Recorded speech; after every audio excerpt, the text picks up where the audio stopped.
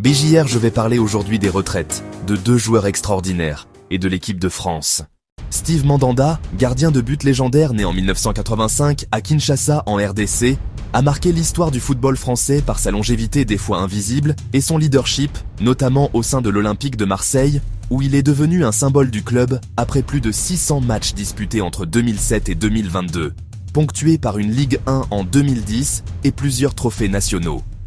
International français à 35 reprises, il a participé à l'Euro 2016 et à la Coupe du Monde 2018, remportant cette dernière en tant que doublure de Hugo Lloris, tout en apportant son expérience et sa rigueur au groupe. Connu pour ses réflexes exceptionnels, son charisme et son engagement sans faille, Mandanda a également évolué à Crystal Palace et au Stade Rennais avant de mettre un terme à sa carrière en 2025, laissant derrière lui une empreinte indélébile dans le cœur des supporters marseillais et même français. Samuel Umtiti, défenseur central né en 1993 à Yaoundé au Cameroun, s'est révélé comme l'un des meilleurs stoppeurs de sa génération et même de l'histoire grâce à sa lecture du jeu, sa très forte agressivité défensive et sa capacité à relancer proprement. Formé à Lyon, il s'est imposé comme un titulaire indiscutable et en gagnant le trophée des champions en 2012 avant de rejoindre le FC Barcelone en 2016, où il a remporté 2 titres de champion d'Espagne,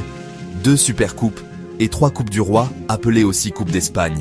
malgré des blessures récurrentes qui ont freiné la fin de sa carrière au plus haut niveau. Avec l'équipe de France, Umtiti a été un pilier de la défense lors de l'Euro 2016, finaliste, et surtout de la Coupe du Monde 2018, où il a marqué un but décisif en demi-finale contre la Belgique et remporté le titre, s'imposant comme l'un des meilleurs défenseurs du tournoi ainsi que de l'histoire de la Coupe du Monde.